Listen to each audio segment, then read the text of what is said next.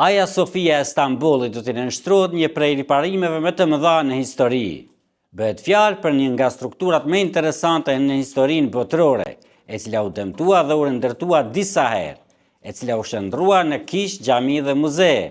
Dhe së fundmi, kjo mrekulli arkitekturore u kthye në xhami me vendim të presidentit turk Recep Tayyip Erdogan. Në qytetin prej 16 milion banorësh që ndodhet vetëm kilometra larg një linje sismike aktive, ajo nuk i plotëson standardet e ndërtimit të tërmeteve dhe rinovimi i fundit synon që ajo të mbijetojë ndonjë tërmeti të mundshëm që mund të godasë qytetin antik. Dhe ekspertët tregojnë se kjo është hera e parë që ajo do t'i nënshtrohet një restaurimi të përgjithshëm, duke përfshirë kupolen, muret dhe minaret. Sipas të dhënave, Hagia Sophia pa rreth 8 milion vizitorë që kaluan nëpër brendësinë e saj të gjerë vitin e kaluar.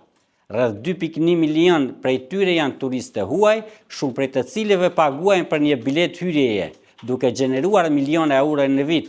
Zyrtarët theksojnë se as renovimet nuk do t'i pengojnë vizitorët ta vizitojnë atë gjatë punimeve, të cilat pritet të zgjasin për disa vite. Kujtojmë se në vitin 2023, 2 tërmetet e fuqishme goditen Turqinë, duke shkatëruar mijëra ndërtesa dhe duke lënë më shumë se 50.000 njerëz të vdekur. Për të mësuar më shumë rreth zhvillimeve të fundit në botë, lexojeni telegrafi.com.